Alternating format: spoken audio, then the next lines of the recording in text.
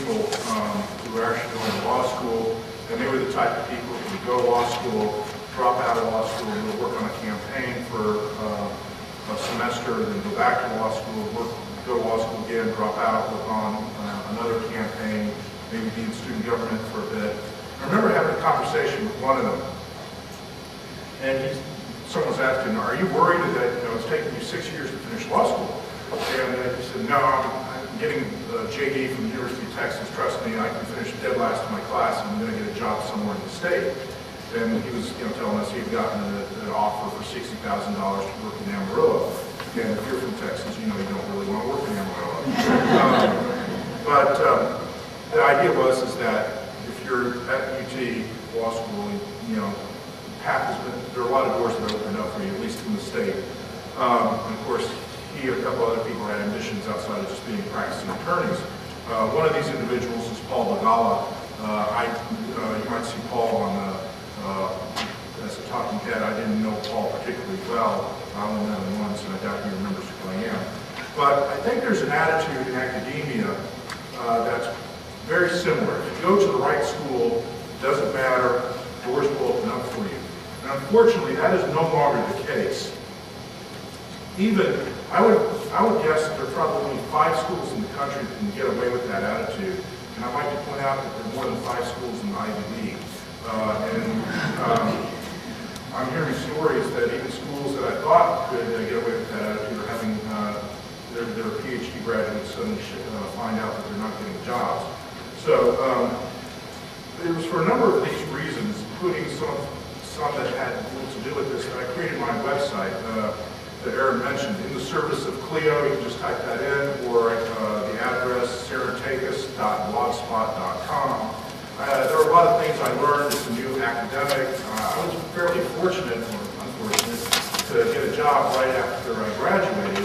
I didn't have a job when I graduated. I had one 3 weeks later. I got it actually in Texas, where I'm from, and I was close to my family and all this. I didn't particularly like the school, but there were a lot of things I learned about working on committees and balancing teaching obligations and research obligations.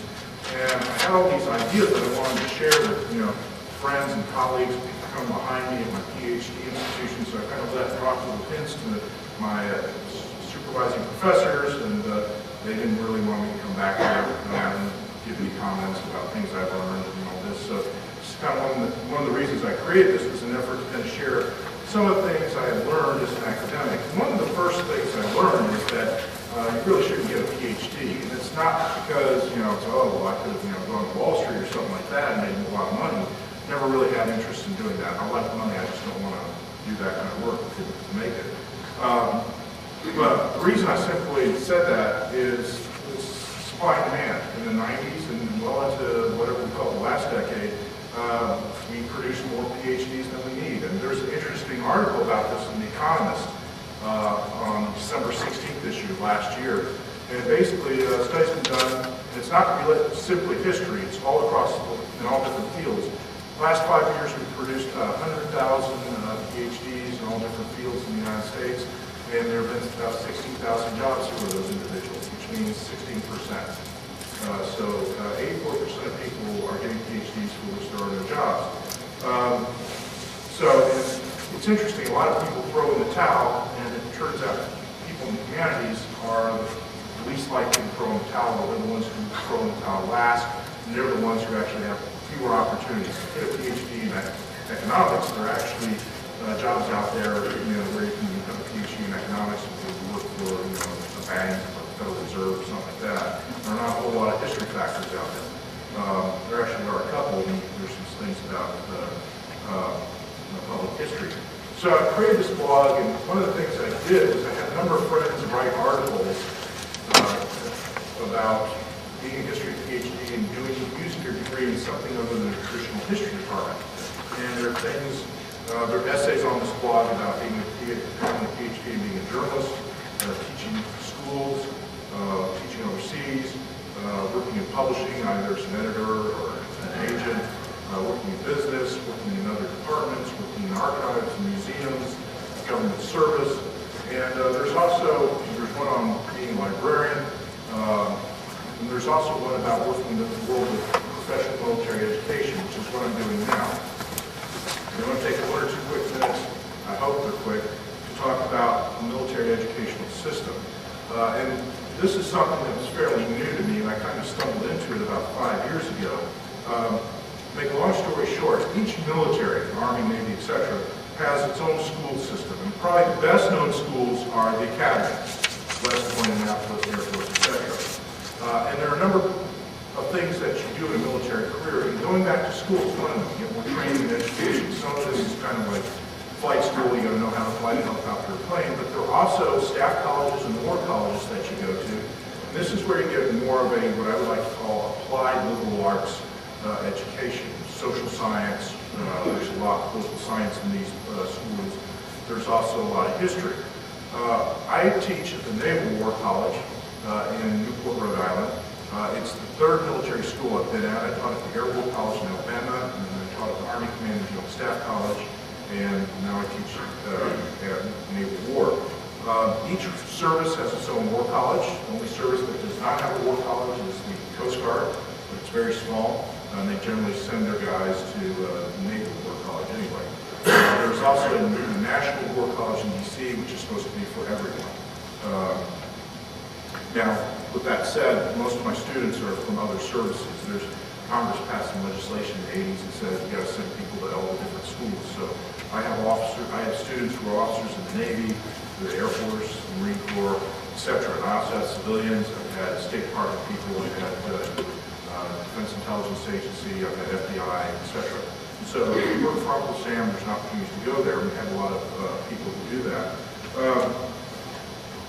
These are basically graduate schools. They are accredited by the people who accredit other schools, the University of Rhode Island or Brown University. The same outfit accredits us. We give out a master's degree. The students are there for a year, and they basically cram an MA degree into a year. I work in a department where half of our instructors are uniformed military, the other half are civilians. Overall, the War College, Naval War College, has 326 faculty. 172 of those are civilians, and most of those civilians have PhDs.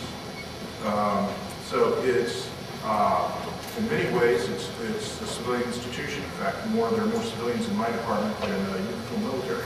And the naval officers are a distinct minority at the Naval War College among the faculty. The teaching load will vary for each school. Air War College had basically amounted to a 1-1-1 teaching load because they were kind of trimesters. We essentially have what amounts to a 2-2 teaching load, although it's better than that because I work with someone prepared with military officers, and they do all the plugging in the grades into the computer, doing all that administrative work, so I can just be the intellectual and think big thoughts. Or small thoughts, depending on, well, look at some of my scholarship, and I think it's small. That was a joke. Some people don't think so. One of the things that has surprised me is the lack of uniformity within the military schooling system. Because, for example, Air War College has basically what amounts to trimesters, kind of crammed 1-1-1. Naval War College has a whole different system. At Air War, the students wear their uniforms. Naval War College, they don't. And that was one of the things that surprised me on the show. A lot of people here with short hair, but no one's in uniform. So that was a bit odd. They have different teaching philosophies as far as how things go.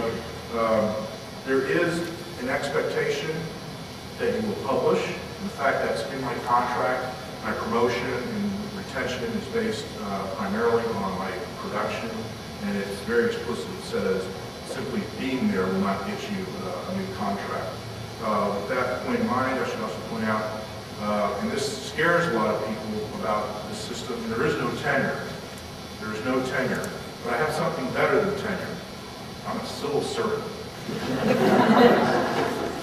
It's really difficult to get rid of a civil servant. Schooling, the people there are far more open-minded than you might expect, particularly if you don't know much about the military. I grew up in an Army family. My dad was Reserve Army, so it's like, okay.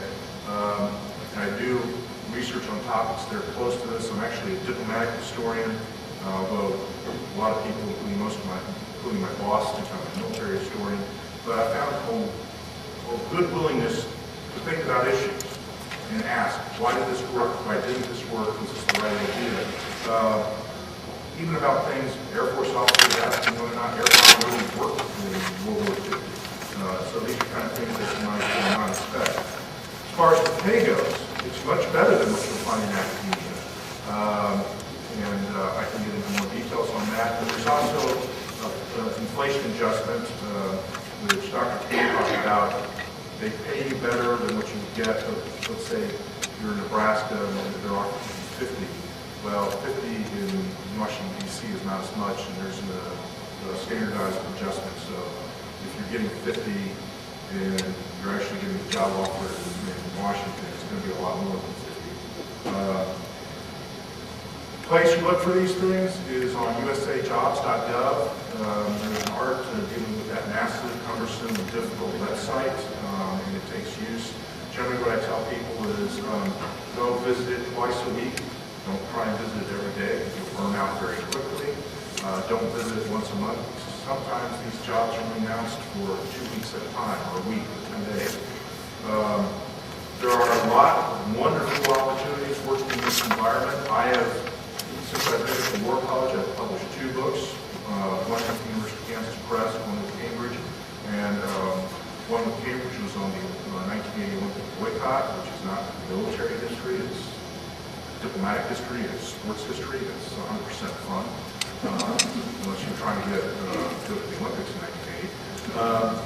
And I'm now finishing a book, and a wonderful opportunity, and it certainly offers me opportunities if I want to go back into civilian academia. That's certainly not impossible for me to do. In fact, I have friends who've done that.